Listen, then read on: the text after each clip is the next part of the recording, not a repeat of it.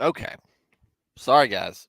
StreamYards is screwing around with me. I get some Facebook errors or something like that really mess things up. I've been working on them. Welcome to the show.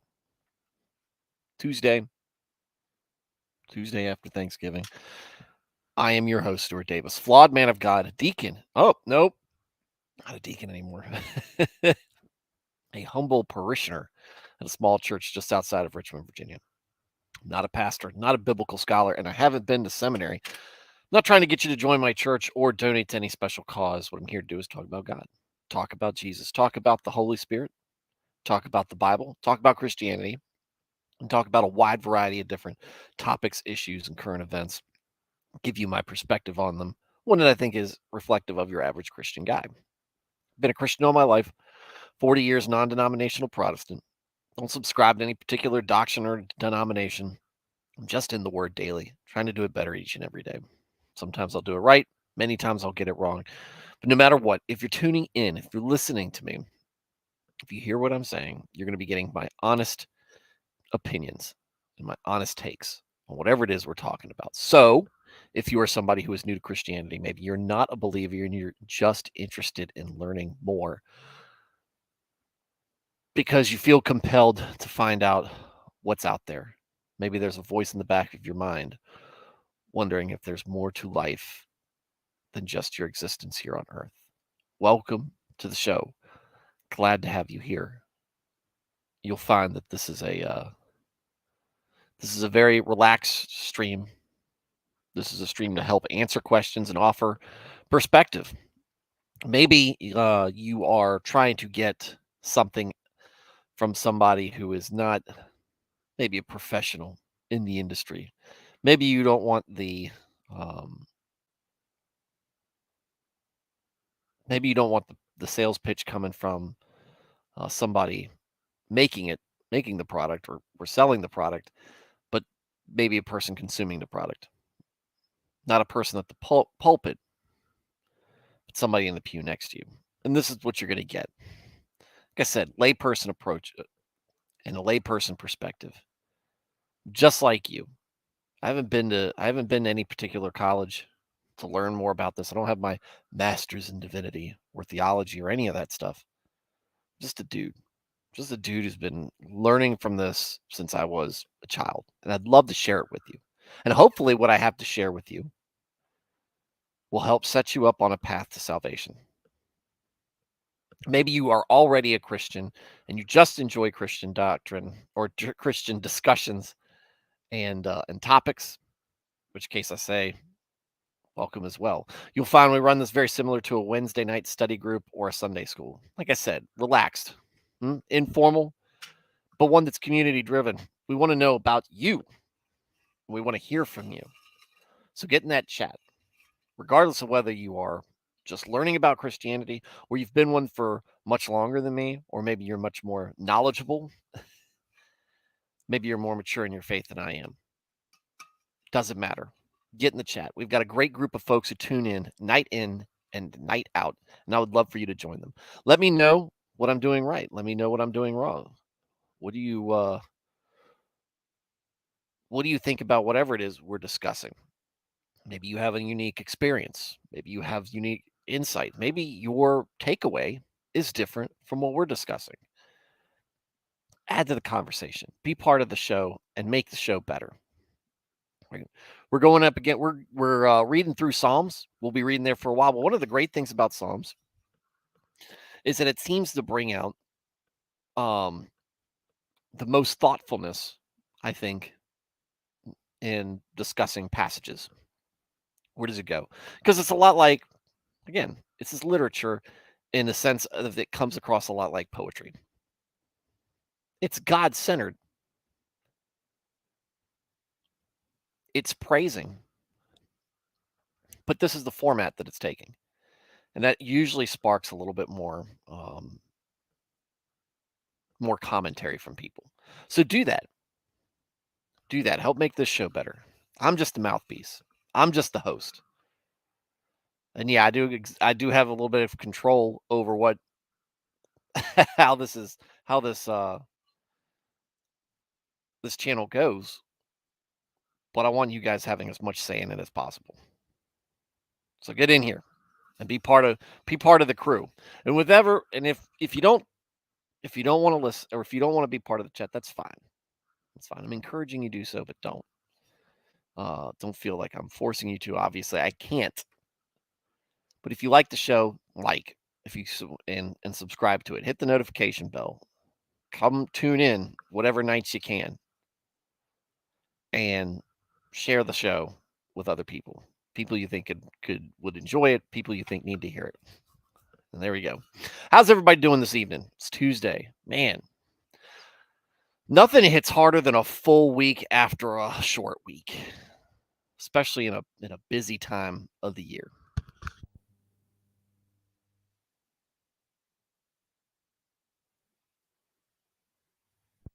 I feel like I could sleep forever. Had a sick kid today, so I was tending to him most of the time. He's feeling better, which is good. Just finished tucking him in. To come back to here and see that StreamYards hadn't posted any of my YouTube or any of my stream information on Facebook, and I was worried that it hadn't done it for YouTube either, but I see you guys are in here, so that's good. Veritax, Alex Moore, Alias, and Matt Felty, welcome. We won't go through much introduction. We're going to get right into it tonight. We got a kind of long for what we've read so far, and we're coming off of Psalm 23, which is a hard one to follow. It's a tough act to follow, right?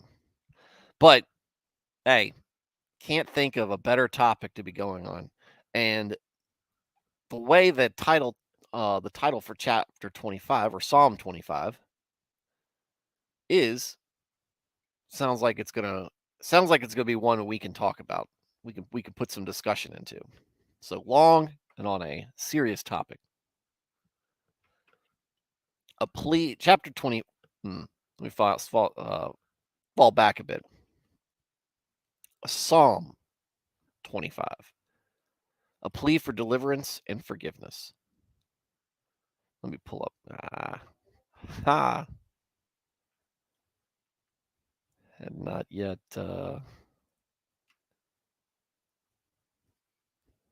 put the stuff up on display.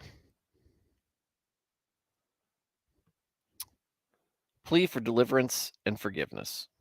To you, O Lord, I lift up my soul. Oh my God, I trust in you. Let me not be ashamed. Let not my enemies triumph over me. Indeed, let no one who waits on you be ashamed. Let those be ashamed who deal treacherously without cause. Show me your ways, O Lord. Teach me your paths. Lead me in your truth and teach me. For you are the God of my salvation. On you I wait all the day. Remember, O Lord, your tender mercies and your loving kindness, for they are from old. Do not remember the sins of my youth, nor my transgressions. According to your mercy, remember me, for your goodness' sake, O Lord. Good and upright is the Lord. Therefore, he teaches sinners in the way. The humble he guides in justice, and the humble he teaches his way. All the paths of the Lord are truth and mercy, to such as keep his covenants and his testimonies. For your name's sake, O Lord, pardon my iniquity, for it is great. Who is the man that fears the Lord? Him shall he teach in the way he chooses. He himself shall dwell in prosperity, and his descendants shall inherit the earth. The secret of the Lord is with those who fear him, and he will show them his covenant. My eyes are ever toward the Lord, for he shall pluck my feet out of the net. Turn yourself to me and have mercy on me, for I am desolate and afflicted. The troubles of my heart have enlarged. Bring me out of my distress. Look on my affliction and my pain, and forgive all my sins. Consider my enemies, for they are many, and they hate me with cruel hatred. Keep my soul and deliver me. Let me not be ashamed, for I put my trust in you. Let integrity and uprightness preserve me, for I wait for you. Redeem Israel, O God, out of all their troubles.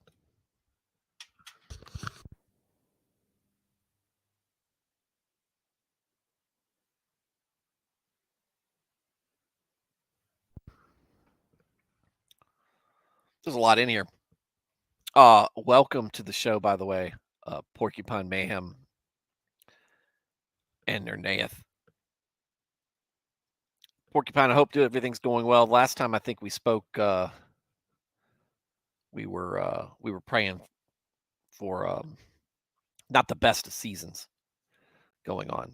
So hopefully things are much better, or if not, on the way to being that way.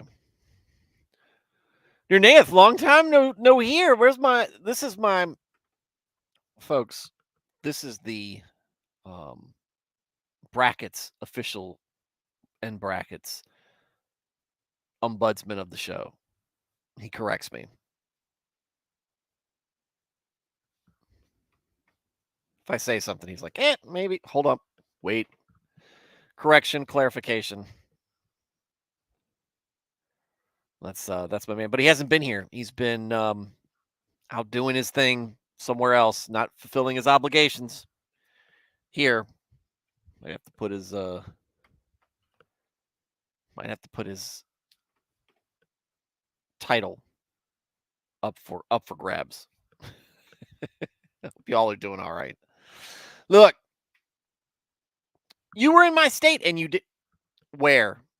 Yex is here. Sweet, dude. Everybody is showing up. Y'all should have been here last night when we were talking about Psalm 23. Nernaeth, where in Virginia were you at?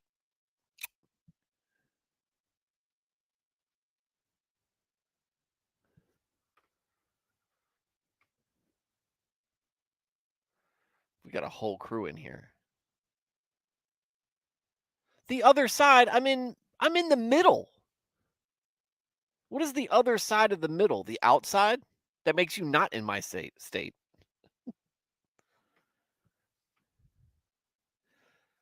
Sounds like southwestern Virginia. That is way out of everybody's way. Texan Italian is here. The group grows. All right. Look. It's a lot in here. And we start with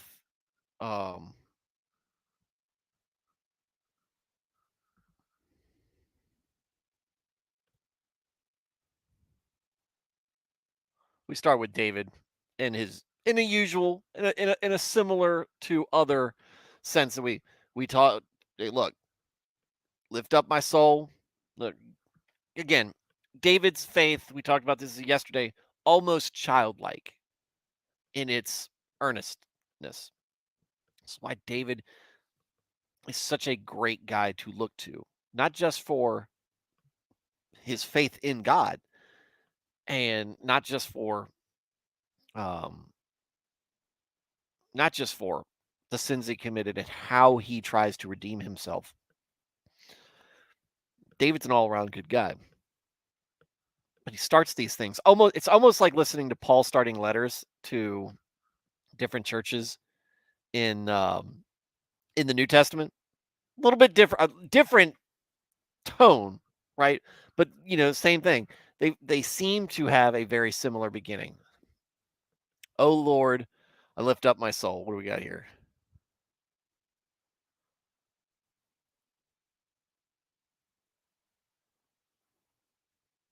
Another question. My God, why have you forsaken me? In your salvation, how greatly shall he rejoice? May the Lord answer you in the day of your trouble. The heavens declare the glory of God. I love you, O Lord, with my strength. Hear a just cause, O Lord. Preserve me, O God, for in you I put my trust. It's like I said. But again, prayers, traditional prayers all kind of sound similar to this, right? God is the preeminent being.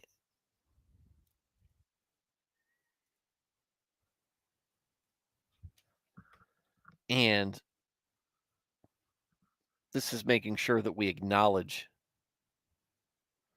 and this is David making sure that he is acknowledging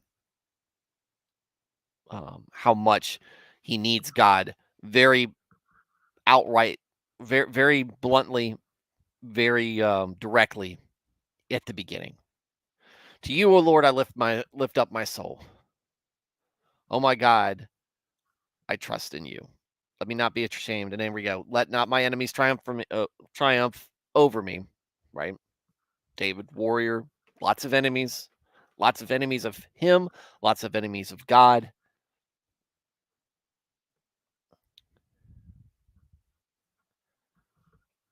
And paralysis is here again. Excellent, excellent. Newcomer. Indeed, let no one who waits on you be ashamed. Let those be ashamed who deal treacherously without cause.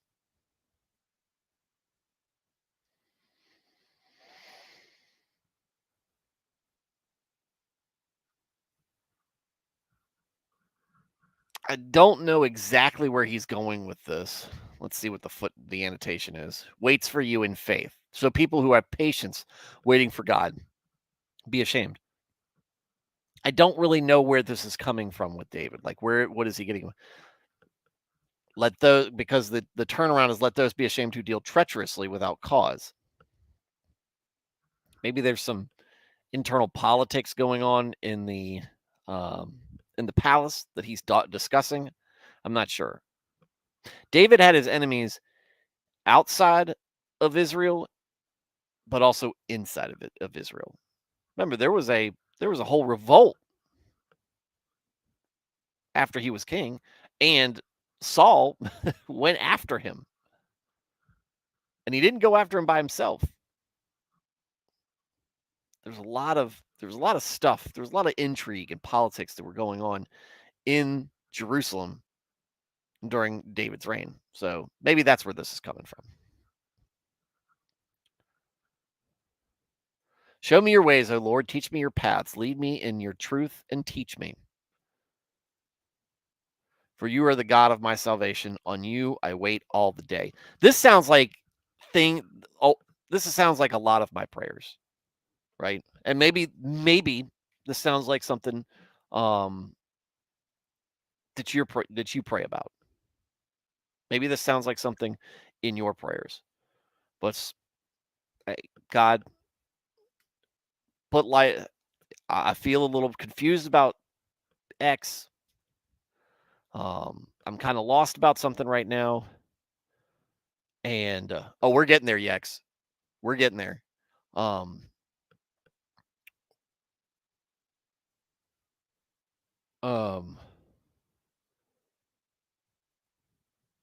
Sorry, let me start over.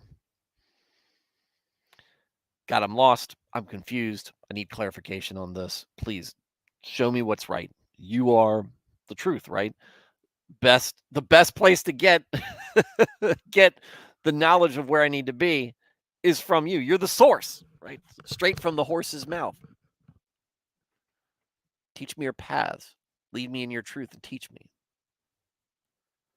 And then for you are the God of my salvation. On you I wait all the day.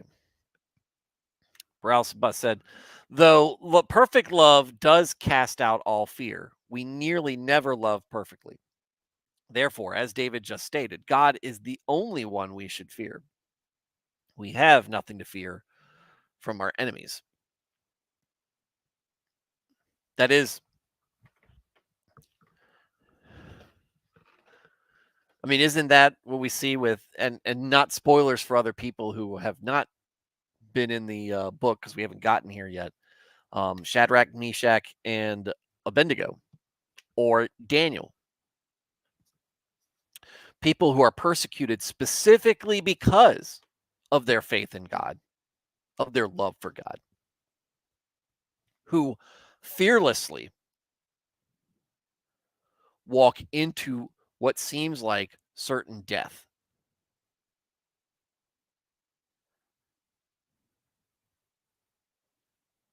They didn't care. God's going to protect me one way or another. He might protect me. He might not protect me physically, but if I stay faithful to him, if I stay obedient to him, my soul is intact. You can't do anything to that. Walk willingly into it. Fine. You want to take me out? You want to torture me? You want to burn me in an oven? Fine. That's great. But there's nothing you can, once you kill me, there's nothing else you do to me. And that's only if God permits it.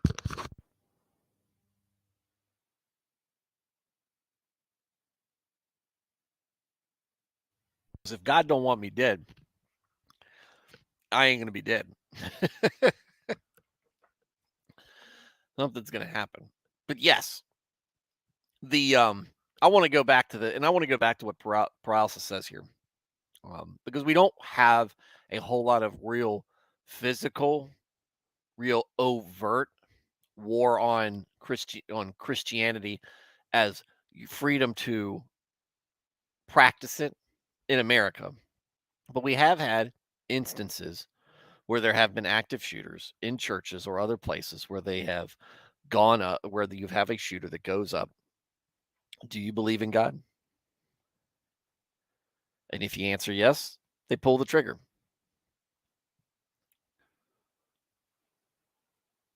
Do you have that level of faith? That if you were ever confronted with that choice, denounce God or take the bullet. And if you don't have to answer that now, but it's something to think about. Maybe you've thought about it before. I've felt about it before. And that the weight of that answer is different for me now with 3 kids and a wife than it was when I was, 20 years old in the Army. I didn't care what happened to me. But the same thing is true. While it may be heavier and there may be more to hold me back, the same things that would hold me back are blessings that God gave me in the first place. And I shouldn't use his blessings to me as an excuse to deny him, even if it costs me those things.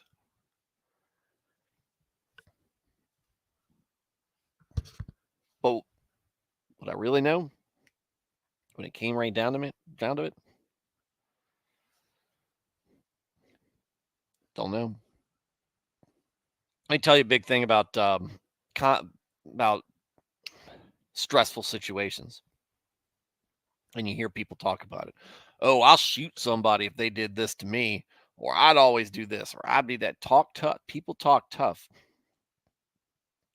But when your life is on the line and it's scary,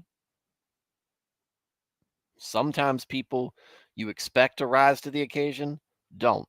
And some folks who you never would think had it in them do. So don't go thinking that you are bulletproof. Always protect your faith with a healthy level of respect. Because better men than me have been fooled by Satan.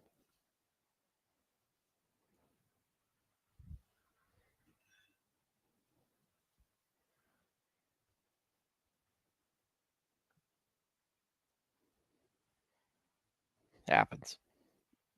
Good comment, paralysis. Yex says, my Orthodox Study Bible tries to connect every psalm to Christ and uses Psalm 25:24 in the Greek. And they messing with numbers, Yex. 24 in the Greek to paint a picture of Christ interceding for his people before the Father. We've noticed this a lot in Psalms, and maybe we don't hit on it every single time. But man, which one was the one? It wasn't that long ago.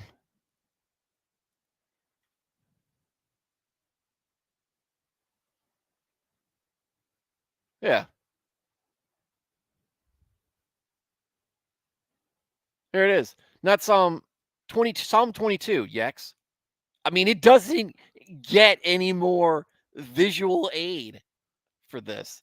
Psalm 22, when he says, they pierced my hands and my feet, they count all my bones, they look and stare at me, they divide my garments among them, and for my clothing they cast lots.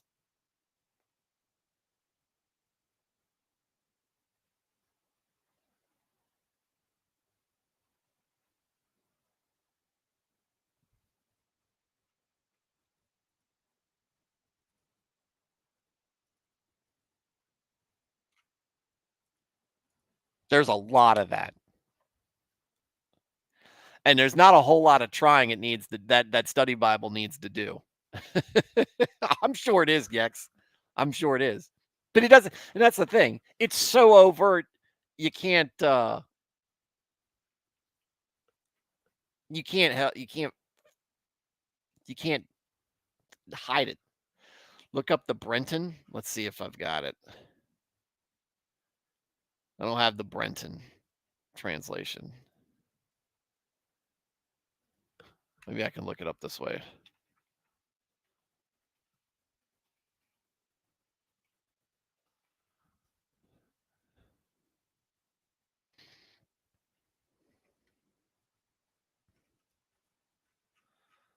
Psalm 22. Yeah, because it's all 20.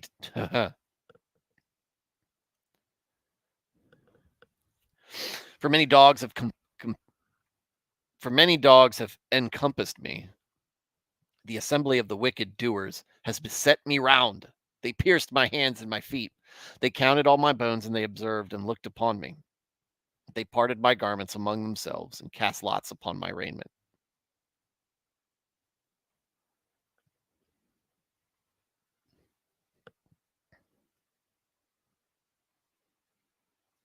Eh. King James does a good job. That to me, it's easier in King James, but it's still there. I mean, obviously, it's still there.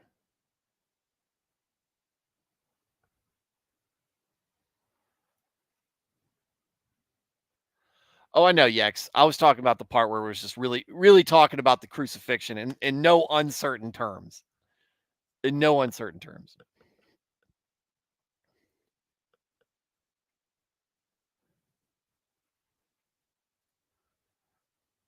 Porcupine says, reminds me of the book Jesus Freaks, and also the same name to a song by DC Talk. Alex said, yeah, I hesitated my first combat kill. Thankfully, the enemy was horrible at aiming. I wasn't hit. Yeah, well, the insurgents, a lot of lives were saved because of insurgents not knowing how in the hell not knowing what in the hell marksmanship was. Very, very poor shooting overall. And I get it. I get it on the hesitation. It's a heavy thing when it's one thing when you're acting reflexively, right? And you have to deal with the after effects. You don't have to, but it doesn't cause you to hesitate in the moment. It's another one where you've got enough time where your brain can process it at least for a bit, and you understand the weight that comes along with taking a life. All the things that we've been told about how it's not right. It's murder, right? Even it's I know it's war, but still, outside of war, you don't kill people, right?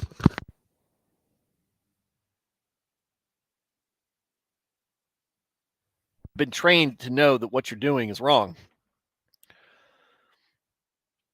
And even afterwards, it's an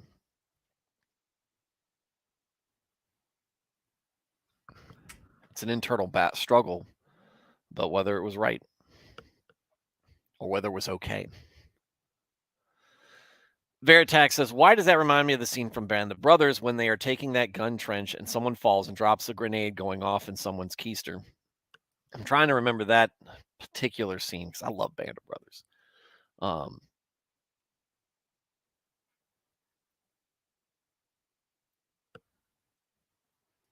I love Band of Brothers. Look, there's a lot of medals out there given to guys who jumped on grenades for their friend or their friends. Oftentimes, somebody rolls a grenade in the room, or a trap gets set off, grenades on the ground, some bombs on the ground, something on the ground. Jump on it. He jumps on it. He takes the explosion, costs him his life almost all often, but he saves everybody else. Mm.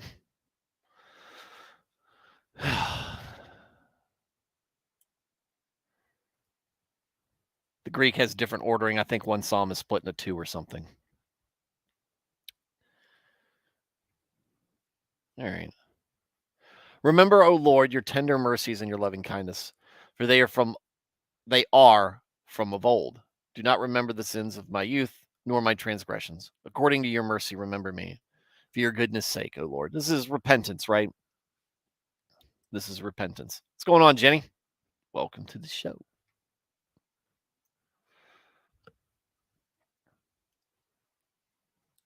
This is good old-fashioned, fundamental repentance. Lord, be merciful. Remember the things I've done when I was young, or don't remember the things that I did when I was young and stupid. Instead, remember how merciful you are. Right? I know I was dumb. I know I was stupid. I'm not that person anymore. I understand that it's wrong. I'm trying to leave that behind me. Please don't hold that against me. Good old fashioned repentance. Like every single time I look back and remember myself in my late teens and early 20s, mid 20s. Good and upright is the Lord. Therefore, he teaches sinners in the way. The humble he guides in justice, and the humble he teaches his way. All the paths of the Lord are mercy and truth to such as keep his covenant and his testimonies. For your name's sake, O Lord, pardon my iniquity, for it is great.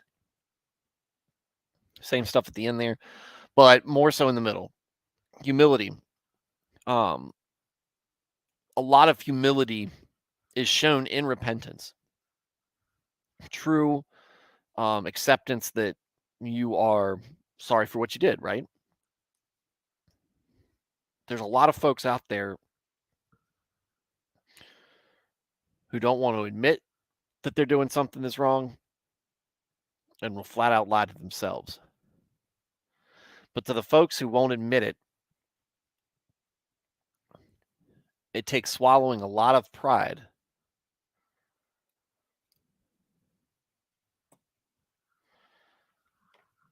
to be humble and say, I was wrong. I did something I wasn't supposed to do.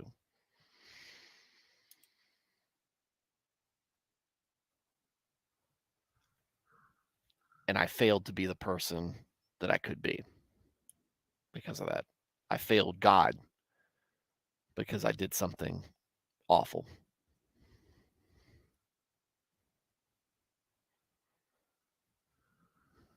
He's always watching. He's always watching. That's the thing for me. The perspective I've had, even from a little kid, God knows everything. He's all around us. He's all seeing, all knowing. He's all powerful, right? So there's never nobody who knows. You never actually got away with it. There's always someone who knows, someone that's going to hold you accountable for it. So I never feel like I never feel like, especially with sin, it's exact. Who am I hurting the most? Myself and God. So the person I'm hurting the most knows what I did. I didn't get away with it.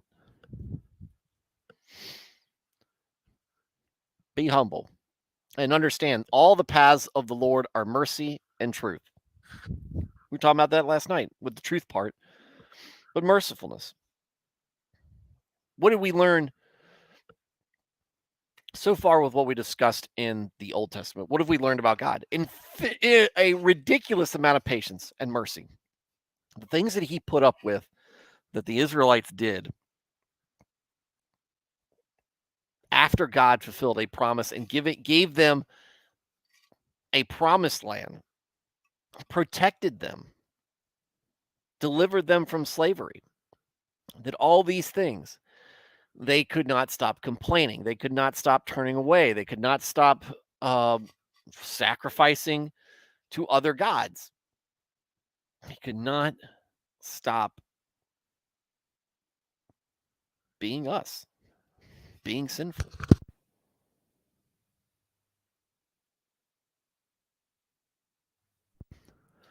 You want mercy and the paths of the Lord are mercy and truth? That's Christ right there.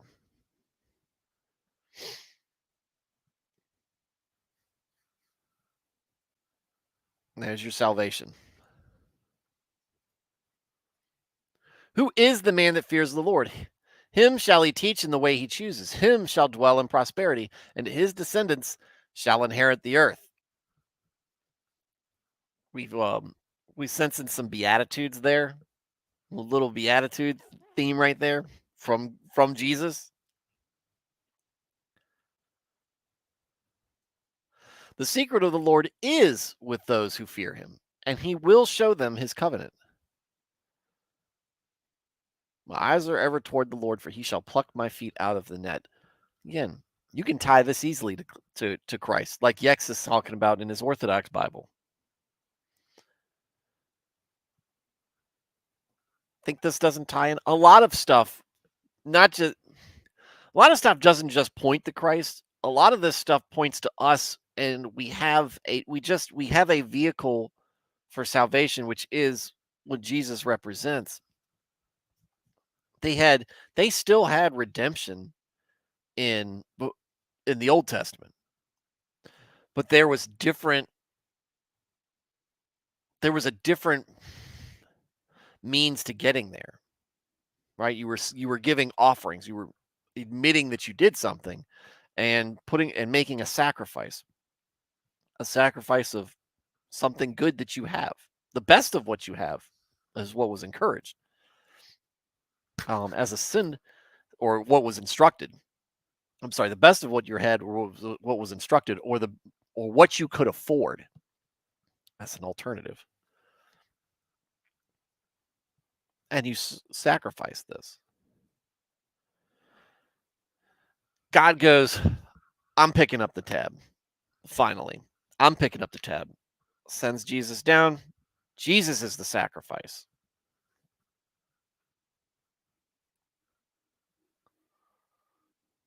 He will show them his covenant. My eyes are ever towards the Lord, for he shall pluck my feet out of the net. He is saved by the Lord. Turn yourself to me and have mercy on me, for I am desolate and afflicted. The troubles of my heart have enlarged. Bring me out of my distress. Look on my affliction and my pain and forgive all my sins. Guilt is real. Shame for it is real. Consider my enemies, for they are many, and they hate me with cruel hatred. Keep my soul and deliver me.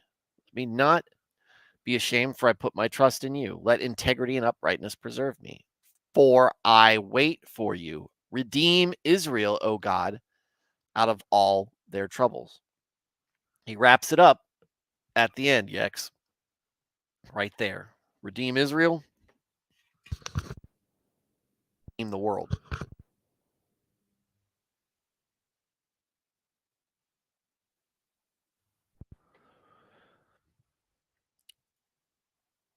Psalm 26. Vindicate me, O Lord, for I have walked in my integrity. I have also trusted in the Lord. I shall not slip. Examine me, O Lord, and prove me. Try my mind and my heart, for your loving kindness is before my eyes, and I have walked in your truth. I have not sat with idolatrous mortals, nor will I go in with hypocrites. I have hated the assembly of evildoers, and will not sit with the wicked. I will wash my hands in innocence, so I will go about your altar, O Lord, that I may proclaim with the voice of thanksgiving and tell of all your wondrous works. Lord, I have loved the habitation of your house, in the place where your glory dwells.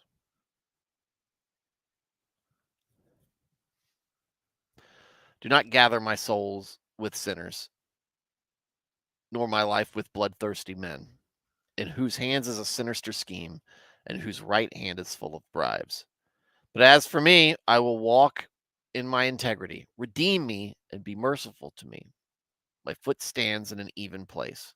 In the congregations, I will bless the Lord. Vindicate me, O Lord. This is a lot of this are descriptions of things I would like to be.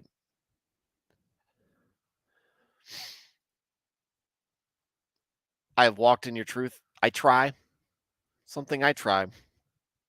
I have not sat with idolatrous mortals. I have. I don't share them. I don't share their beliefs, but I've sat with them. I've tolerated it. I will not go in with hypocrites. I've been hypocritical. I have hated the assembly of evildoers. I've been a bully. I've been a jerk. And I've congregated against along with other jerks. I haven't committed any crimes as a gang or anything, and will not sit with the wicked.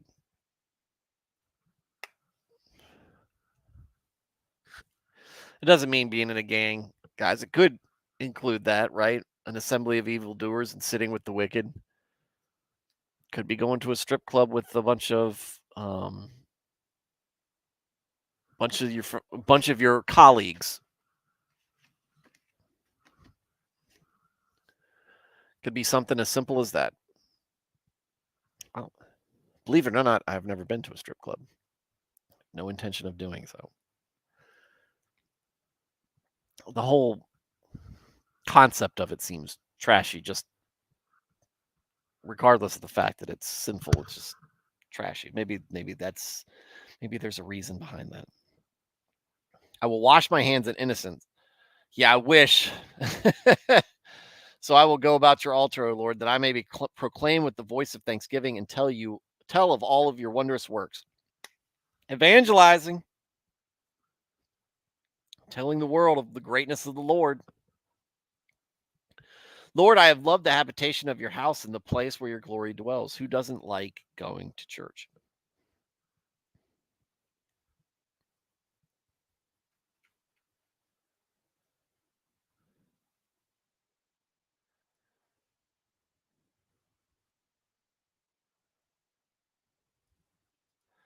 Yex says, our priests pray verses 6 to 12 before every service when they put on their priestly vestments. I like that. Jenny says, good man, good man, thumbs up. Well, yeah, I mean, at least like I said, it's just never been something. And look, that doesn't mean that I haven't sinned along the lines of pleasures of the flesh. Right? I was not a virgin when I got married. And I have seen my fair share of pornography. But strip clubs or prostitution, really, just the there's a lot of desperation in that. There's a lot of very in your face, I think. And I haven't experienced this, but this is the impression I get from it. I could be wrong, but probably not. Just seems to be the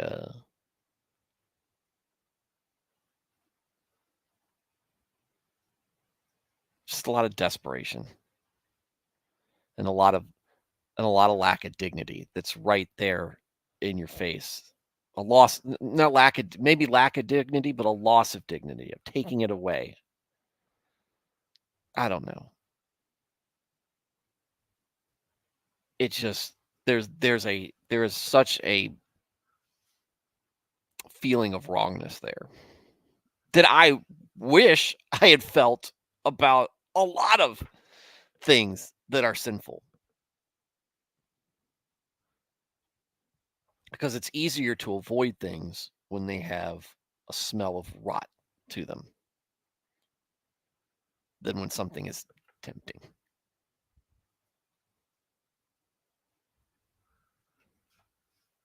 I think we could all do better if the bad things that we do, the vices that we didn't, felt more wrong and were less tempting.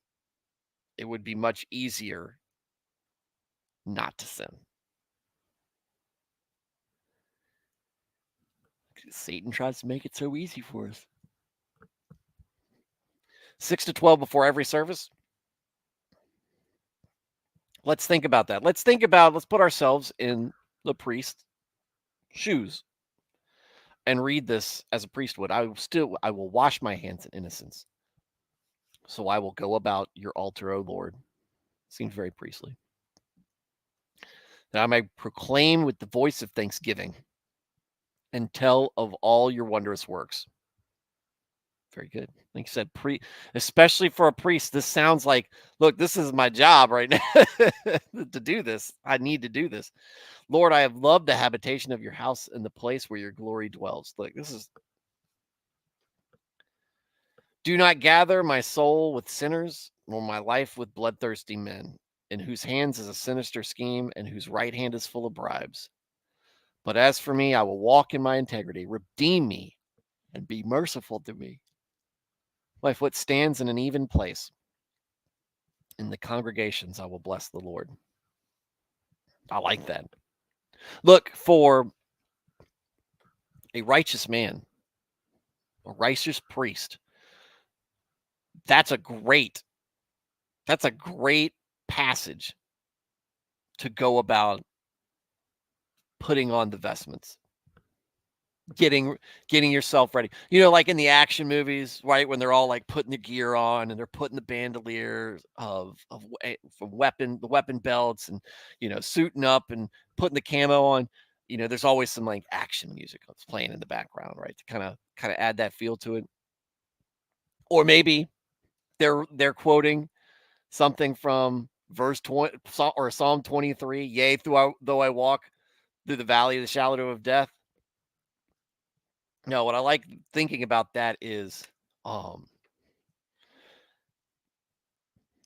washing my hands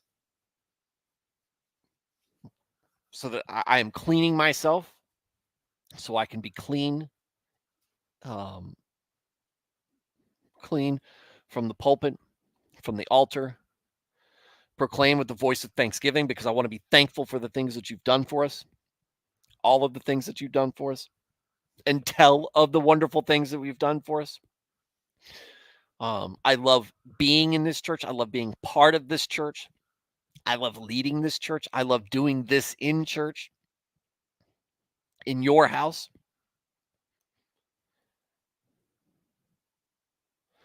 Do not gather my soul with sinners. Take my life with bloodthirsty men, in whose hands is a sinister scheme, and whose right hand is full of bribes. Keep me away from temptation. Keep me away from corruption and wickedness, which is this might be, look, this first part is part of a priest's job, right?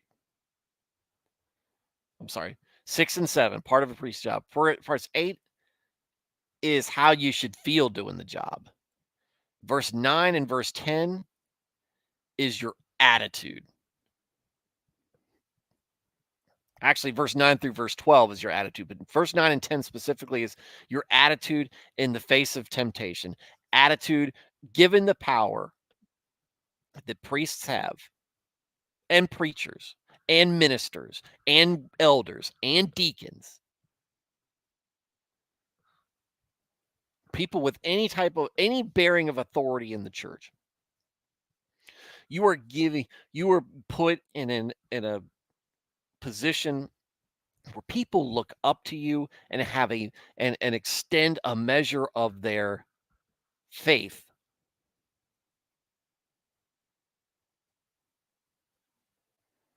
that they have in God in you. And there is trust. And when there is trust at that level, there is power that can be held over them.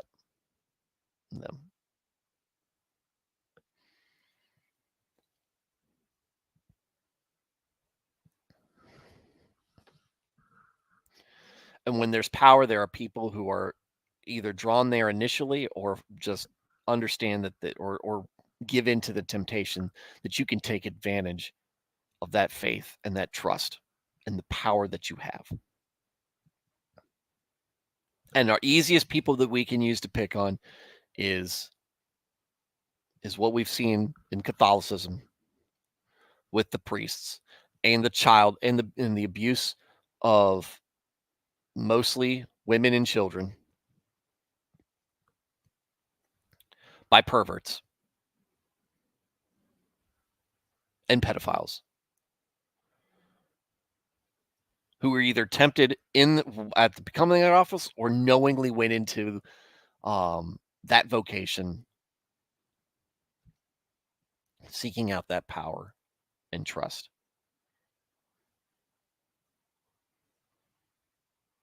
But it's not just there. It's not just the Catholic Church. It happens, and we can and look, the studies can prove. My buddy Nick Ricada can give all the stats.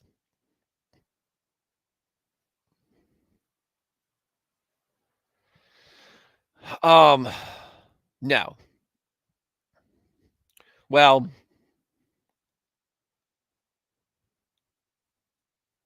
not at that level, right? Not at that level, Yex.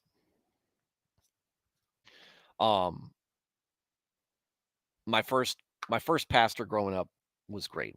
His son is preaching at the church that I'm currently attending, and not a member at, but currently attending. Because his son can do a sermon almost as good as his dad could. I was blessed to be brought up sitting in the pews of a pastor who could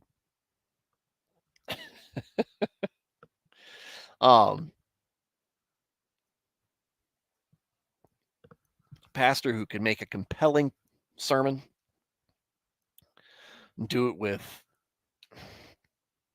just a way to really catch that it just really stuck with you. But we moved to another church because there were some internal politics, apparently. I don't know all the ins and outs of that. And then we started going to another church. And this church gave me some very this church, when I ended up leaving, made me not want to go to church anymore. Did not affect my faith in God. Well, it affected my faith, and then by walking away from church, my Christian compass started to drift. There wasn't anything to recenter me, which I need. That's one of the things I like about a sermon and like about going to church on Sundays. It's a way to recenter. We go with that for a year, 2 years, 5 years, 10 years. In my case. And but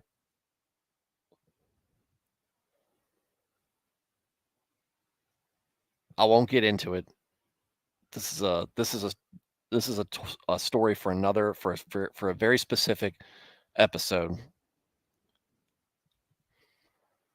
But the way that pastor and those elders treated my family was malpractice. Nobody died. Nobody was raped. It did feel like we were left hanging out to dry at a moment when we needed them a lot. And made sure they wanted to cover their own tails and had that was their sole interest and not interested at all in people who were hurting. So, but yeah, that right there, that attitude. The attitude in 11 and 12, attitude of where you want to be. I want to walk in integrity, redeem me and be merciful to me. My foot stands in an even place in the congregations. I will bless the Lord. And Yex, thank you specifically for bringing that up, because that's a nice little interesting tidbit about orthodoxy. Been tweeting around some orthodoxy with some Orthodox folks, not ortho bros, good Orthodox guys on Twitter, and really, really helpful.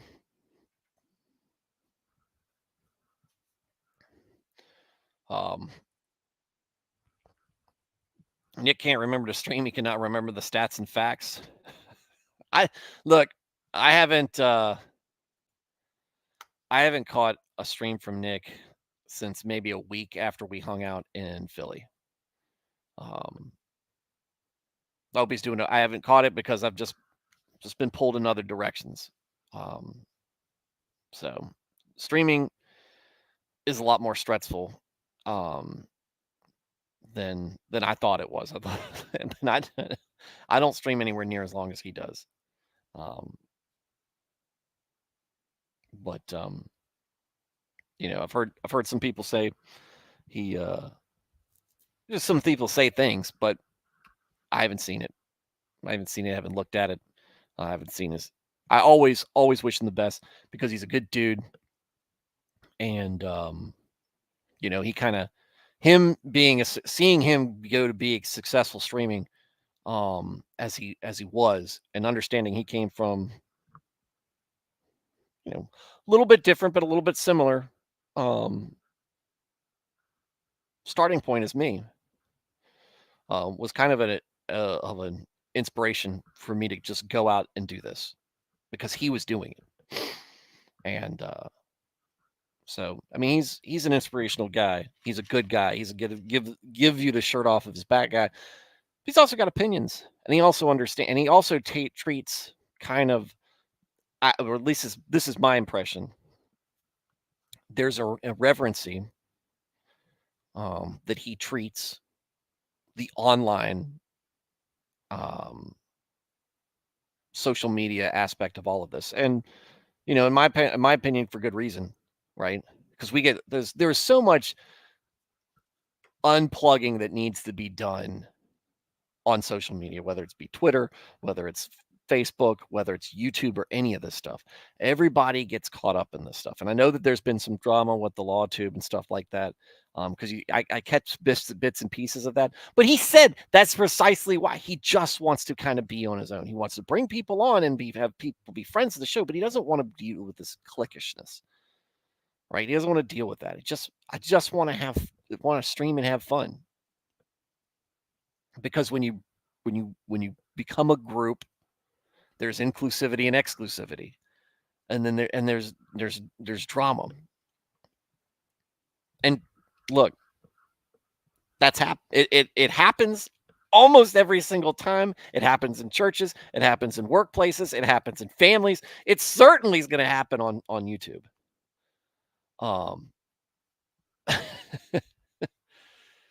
But yeah, Pray for him. Pray for him. Pray for me. Pray for all of us. For whatever reason. But like I said, Nick's a good guy. Stand by him and hope for the best.